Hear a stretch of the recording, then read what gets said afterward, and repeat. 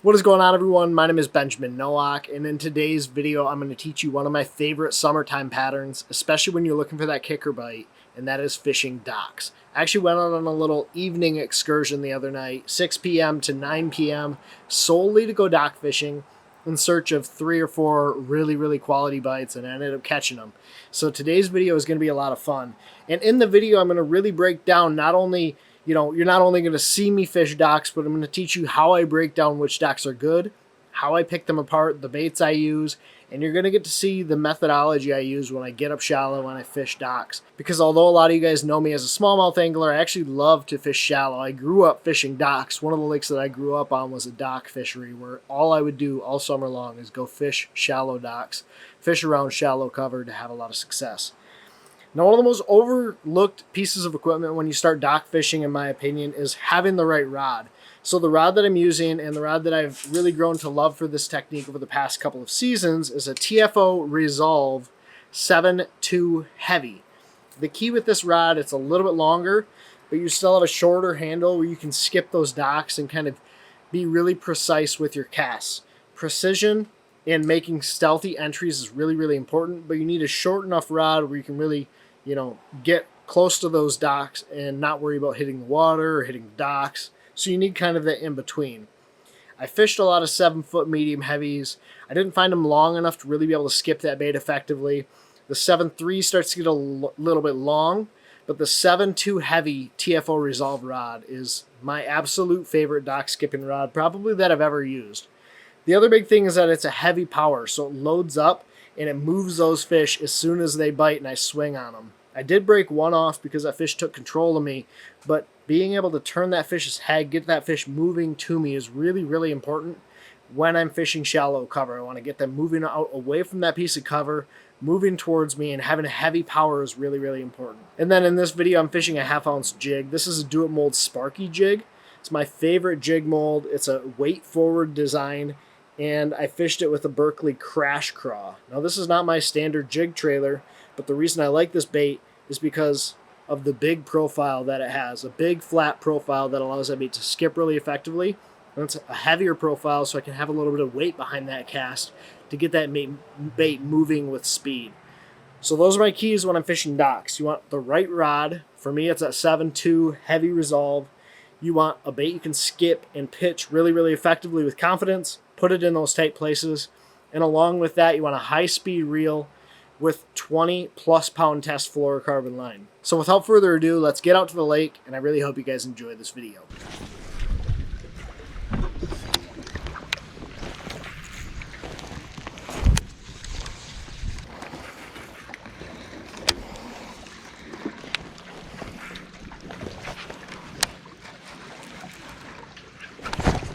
Oh.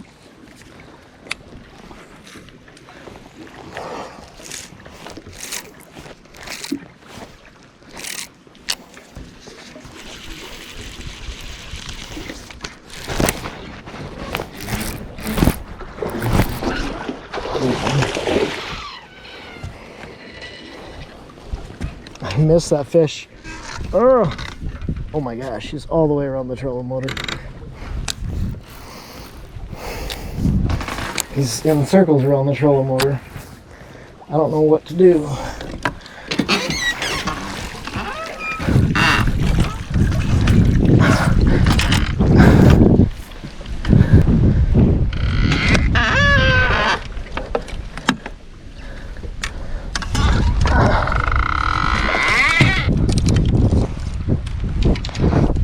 He's still there.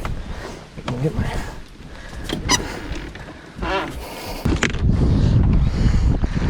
I gotta be careful because my line's all jacked up. Not even a giant one. Hey, not missing a meal. Thanks, buddy. That was a mess. Thanks, dude. See how bad that line is. What an absolute mess. Crazy thing is that fish actually came out from that dock because I had flipped up next to that dock, made a terrible cast and wound it back real fast, and he ate it. I gotta be a little more precise. Like, I don't have to be perfect, but man, that's sloppy so far. Really sloppy so far.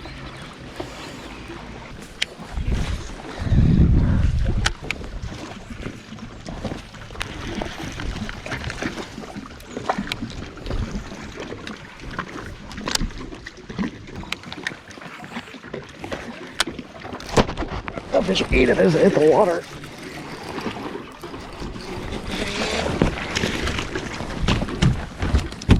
Thanks, buddy. That jig like barely even touched the water. That is such a fun bite. Not a very big one, but a fish.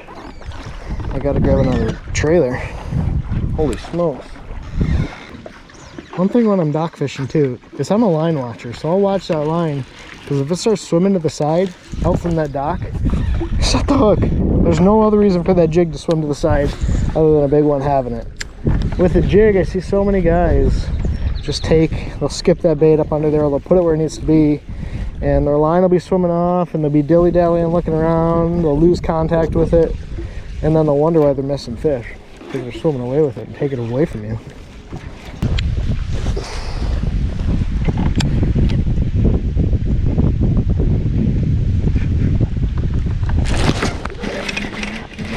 There's one.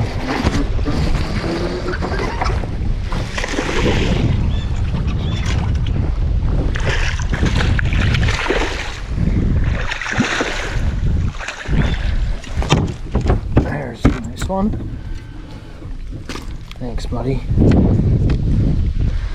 Kind of let that jig sit up under there. Thanks, dude.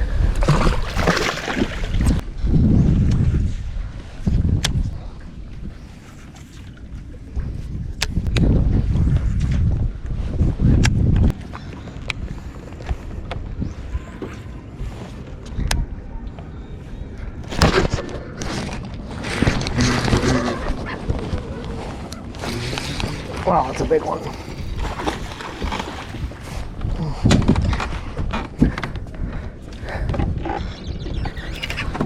Oh my gosh, that's a big one. I can't turn his head. Whoa. Yes.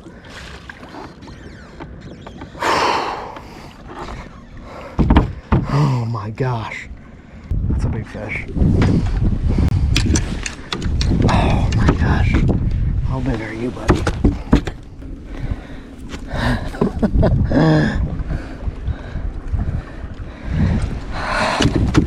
See how big this one is. I'm gonna say all of 4.5, 5. Oh yes. 542. Holy smokes, that is a giant fish. Thank you, baby. What a big one. That's a giant fish. Yeah, we saw it. You see them out here floating the other day. Oh, really? These people are so cool, letting me fish their docks and not even giving me a hard time. I had a couple just come out on their porch and tell me, good job catching that 5.5, 5 1/3. But that's the bait I'm fishing. That's a Berkeley Crash Craw. It's not a bait I normally throw, but when I'm trying to skip docks, oh, he didn't throw it. When I'm trying to skip docks, it gives me a real flat profile. I actually rig it upside down, so it's kind of keeled on the bottom, but it's a bigger profile. It skips really well. I can get that jig way up under those docks, and that's where all those bites have been coming, way up under there. I couldn't turn that fish at all. See if we can catch a couple more.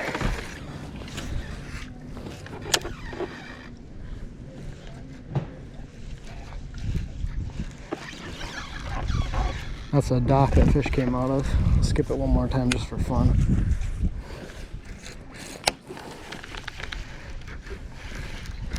I'll figure.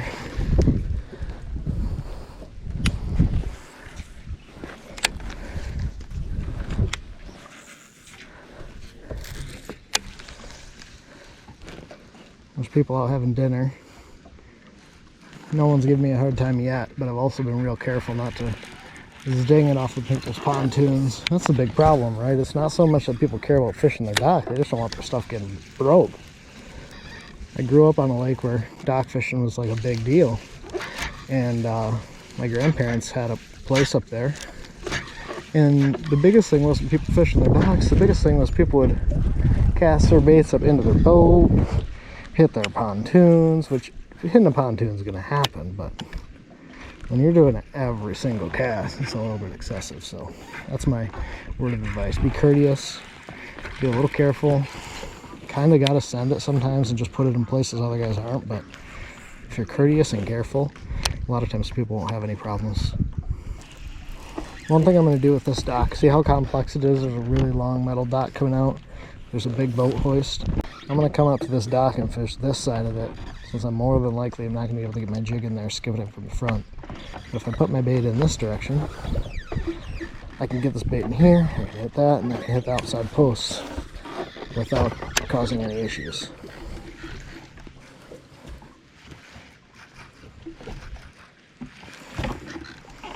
So I'll fish that.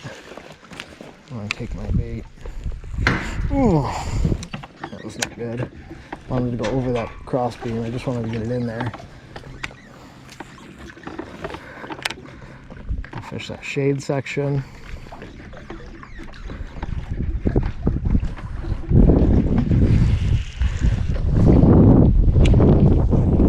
Fish in there. These fish seem to be under the pontoons, but you gotta fish all these docks too, just to see. I'll fish this section.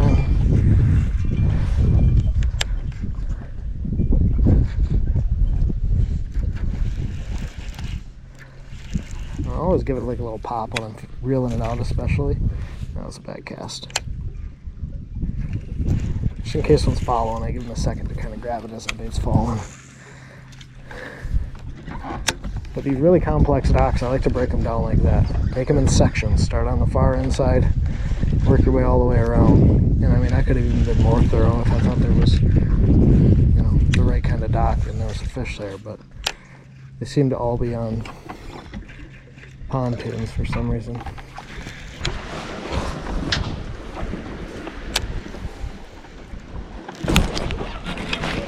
There we go. That was not a great cast.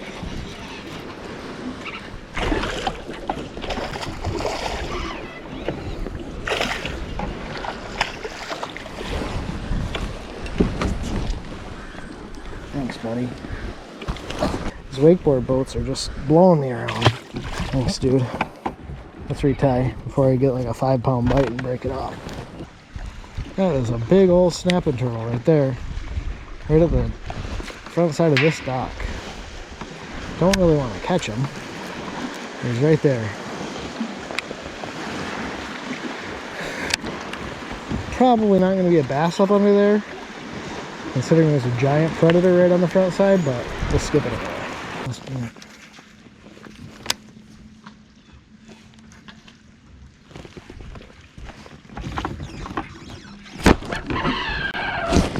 Man, that's a big one too.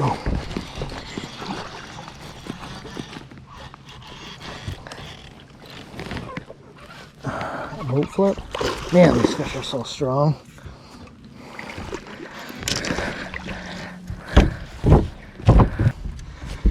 These fish are so strong.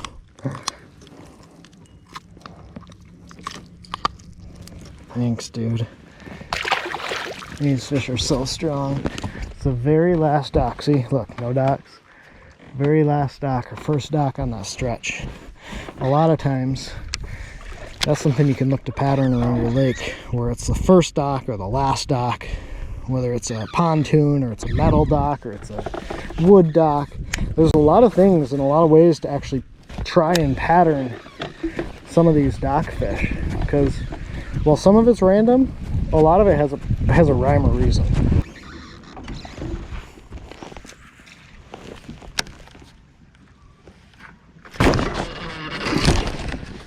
Oh, it's a big one. Dude, that is the danger of dock fishing. Oh. Dang it, dude. That pontoon, he pulled, that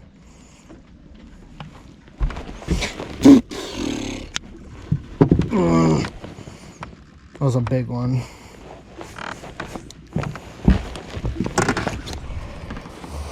Oh, man. It stinks breaking off that fish like that, but you can't really think about it a whole lot. Just get back to fishing.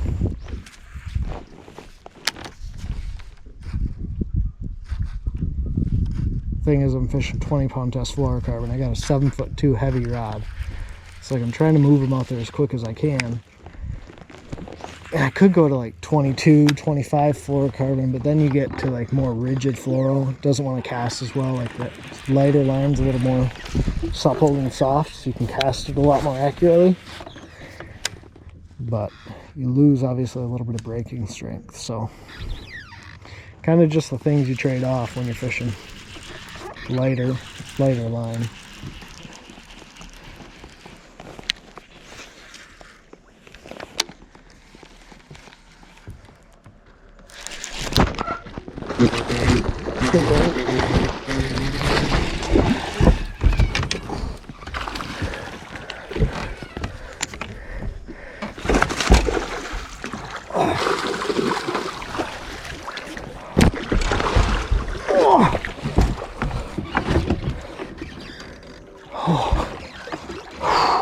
How big is that? 5-pounder? Look at how he ate that jig too. Oh dude, smoked that thing.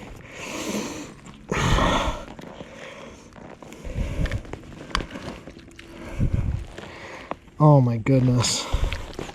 Look at that fish. It's another 5-pounder.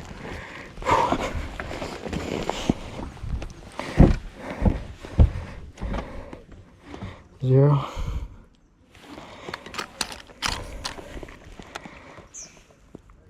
That's bigger than the last one. 542. Oh my gosh. Wow. That was insane. There's a better look at that fish. 540, so just about the same size as the other one. Wow. That was intense. I knocked the camera when I was trying to fight it and grab that net, but incredible. Smoked that 1/2 ounce jig. I almost didn't fish the stretchy docks either. Let me give you another close-up of that jig. It's a 1/2 ounce Dual Molds Sparky jig, and then I have brown and green pumpkin living rubber, and then I have a Berkeley Crash Craw on the back. And that Crash Craw is a really, really big, bulky profile, so I can kind of skip that bait a little bit further. It's heavy. It allows me to get a lot more distance when that bait starts to skip and slide like that.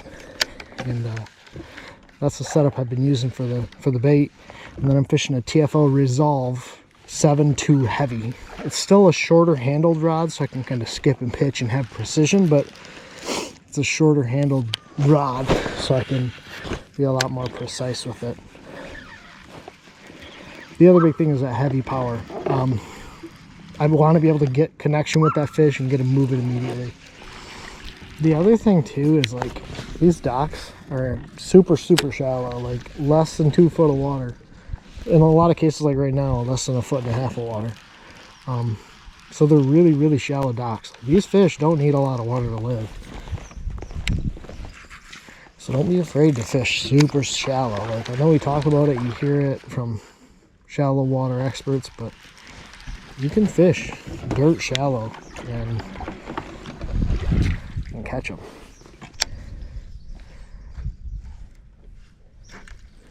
Now, if you guys enjoyed this video, please go down and give it a thumbs up. Hit that subscribe button if you're not already. And as always, thank you guys so much for watching. If you guys want to see more largemouth fishing content, click that video right there. Hit that button right there if you're not already subscribed, because it will subscribe you to the channel.